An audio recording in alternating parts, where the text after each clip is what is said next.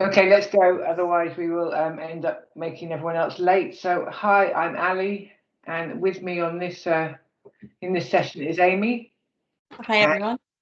and Claire. Um, and the session is split in two parts. First, I'm going to talk to Claire about what it's like working at EDF, managing a disability, and then Amy is going to talk about how you can feel like you've stepped into somebody else's shoes. So thanks, Claire, for joining and for agreeing to talk to us. Do you want to just introduce yourself and what your disability is? Hi everybody, my name's Claire. I've worked for EDF now nearly 22 years. I'm currently working in the customers section and I deal with customers' complaints correspondence, which basically all the ones we receive through letters and email and respond to them. My disability is I have what's called psoriatic arthritis, which is the normal arthritis, but also it attacks my tendons and ligaments. So I'm very, very prone to RSI, tennis, golfer's elbow, that kind of area. So that's what my disability is about. And the reason I've joined today is because I use DSE equipment. When the rheumatologist told me that I would no longer be able to type or use the mouse, I kind of went into meltdown because I thought, well, that's my job. That's everything I do. But it was back in about 2008 that HR recommended I speak to Access to Work.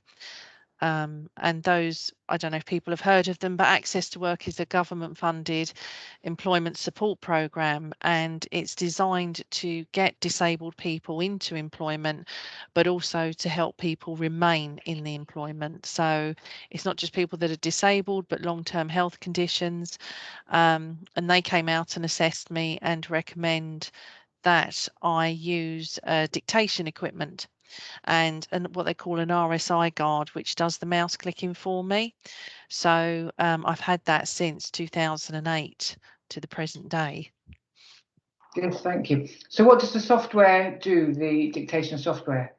So basically, where I do letters and emails, I can dictate that, but also it's come on leaps and bounds since the very beginning, where it interacts with different databases. And in EDF Energy, we have now SAP. Prior to that, we had CIS and CBOL, and Dragons worked very well in that because with a lot of databases, what you see on the screen is not necessarily there. So with the dictation equipment, you can say click on meter readings tab and it will do that. But if it's not there in a sense of behind the scenes, that tab could be called number 123, then the dictation equipment can't find it and it can't click on it. So it's very important that with a lot of databases that the hyperlinks they have and the tabs that they have are actually there, which sounds probably quite alien, but when you have equipment and you're using it to navigate round as well as dictate, it's important that a lot of the databases we use are actually labelled correctly. So Very yeah. much so, and that's Amy's going to talk about that later. And Yes. just briefly, I think you talked with me when we had an earlier discussion about how EDF is getting better at recognising that the software that we provide needs to work for everybody, and you're doing some user testing for one of the teams. Yes, I volunteered to the DSE online that we have. They're currently looking at getting a new one, but they wanted to make sure that it was accessible to everybody so that when doing the online DSE assessment, that I can use it. So I'm working with the business to make sure that it is accessible, but also to encourage that it's not just about DSE equipment, but for people that may have dyslexia and hard of hearing, so that it can have captions or speak to text or text speak. Which ideally a lot of websites that have accessibility across the top, there is a bar which allows you to change the background, the font, the color, all that kind of encompassment, so that when you select certain things, it will remember it, so that each time you go into that website, it remembers what your needs are. And this is something, sort of talking with the business, that if possible, if we can try and incorporate that to some of the websites that we have, because as I say, it's not just for people that have necessarily equipment, but it's for certain conditions or ailments that people have. Absolutely, it makes it easy for everyone. If we, Exactly. yeah, great. Well, thank you very much, Claire. Thanks for a very brief intro into your world, and I'll hand over to Amy now to talk through the rest of the session. Thank you. That was great, Claire. Thank you very much. So web accessibility affects a lot of people. So with 8 billion people in the world, 1 billion people are actually affected. This includes visual impairments, auditory, motor, and cognitive impairments. So there is a brilliant French website, which I am now unsure how I can post to you in the chat. So if I send this to you, Ali, if you could post this in, just for everyone to experience. So what you can do is click on one of the impairment categories that you can see there underneath WannaTry, and you can experience how how someone with that impairment then uses it. So motor disability is a really interesting one. So if you try that, it moves the mouse in a way that makes it incredibly hard for you to then click on anything small, and it asks you to click on a small button such as a tick box. So definitely have a little play with that. So as we can see, colour blindness affects 300 million people. So the top pie chart, which Ali told me in French that they refer to as a camembert, which is a fact I'm going to cherish forever. We can see a multitude of colours. However, at the bottom, that's how someone with, I think it's red-green colour blindness would see that. So how do we overcome situations like this, which can be very confusing for the user? It's very simple. We just label things clearly. As long as we keep in mind that people do have these impairments, then we can overcome that in very, very simple ways. We just need to be mindful. So dyslexia as well, 700 million people are affected by dyslexia.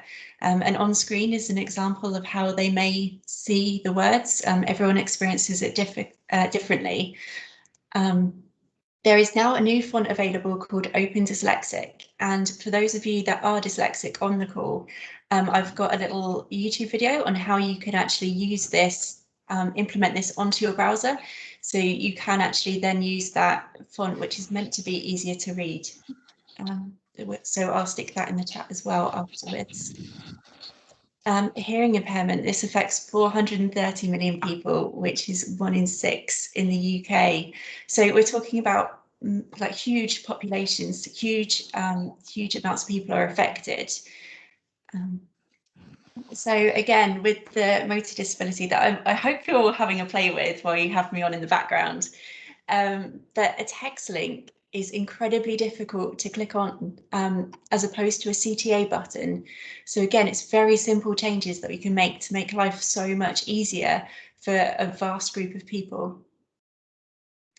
I have also, I'm going to include this in the links as well. You're going to have a lot of homework to look at. So this is a simple government.uk recommendation of do's or do nots, which is a very simple how-to. Balazs and Maribel will be going through this in more detail, as will Vicky and Lana later in the sessions. But yeah, that's everything that I have to say. I don't know if Ali, you want to add anything else? I was just wondering why we don't make that font our corporate font, because if it's a font that everyone can read, then why, so Mel has actually said that Brand are already doing that, which is actually great. Brand are using Calibri, so there are a number of fonts that work well for people with neurodiverse requirements, and Calibri is one of them that we already have in our suite. I think if anyone was on the call with Philippe earlier, it was actually Group that gave us Frutiga, which none of us know how to say, let alone read. So that's why we adopted it. But we are already working.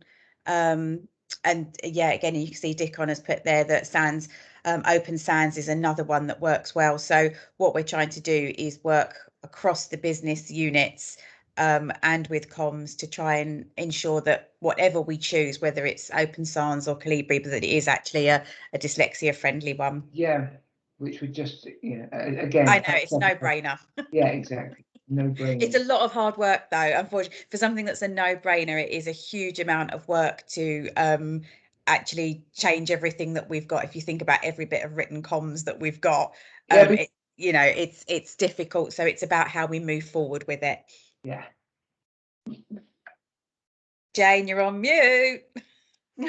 Someone had That's to my do first it. one of the day. So and it had to be me. I'm sorry, can anybody else hear a background voiceover?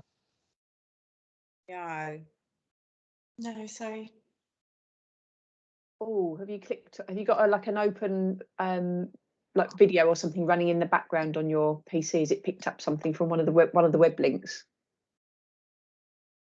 I was just about to say that what I know is I know people across the business who navigate, they haven't told anybody that they're dyslexic in the company, and what they spend at least 20 minutes to half an hour of every single day doing is copy pasting any text into Word and then changing the font in order to be able to actually read it and understand it. And so just by making things much simpler and accessible for people to use, and we know not just for people who are dyslexic, but for every single one of us, that it just makes the reading experience easier if we have a good accessible font. Yeah. Great to hear that we're making progress. Yeah. And I absolutely love that website. It's brilliant, isn't it? I'm going to put that link on our D&I page as well for sure, and get people to have a play with that and just sort of see the impact. Yeah, it really brings it home, like especially on the vision ones as well, like seeing how narrow some people's vision actually is. So yeah, it's an eye opener, definitely. So there's been a lot of work. ECM pages. I think it will really help people understand. So there's been quite a bit of work going on in the HPC side of training to get the slide packs suitable for accessibility and help easier to reading. So not just getting the fonts right and using Frutiga for those, but also making sure that it's not black text on white backgrounds and actually going for greys and oranges and blues, which are going to become easier, softer on the eyes, so easier to read and easier to comprehend. So and sort of quantity of text on pages to make sure that we're not doing too much and we're not overloading people and we're making it simpler to read. A lot of work is going on in sort of that sort of areas as well to make sure that training is accessible. Great. That's great to hear, Nick, and you're right, all those points that you bring up, it's not just about font, it's about layout, it's about contrast of colours, etc. Yeah. Claire's got a hand up. Hello, yes, thank you. I just wanted to say that I think these sort of things are really good because it's helping people understand what challenges and barriers people have, something that you wouldn't think of, like I say with dyslexia, that we can read something fine.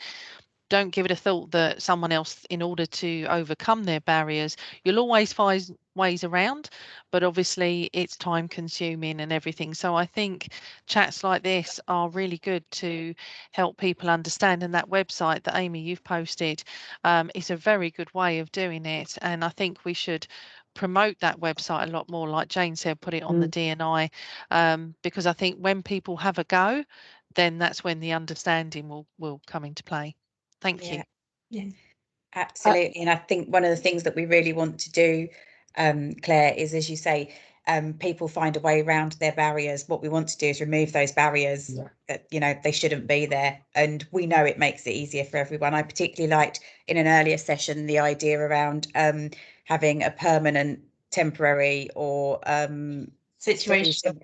Situation, that was it. disability, and as soon as you open it up for what we see as the permanent, the difficult one, the one that we have to manage, actually it makes it easier for everybody. So it's just brilliant. I loved that. Great. Okay. Excellent. Good conversation. Thank you.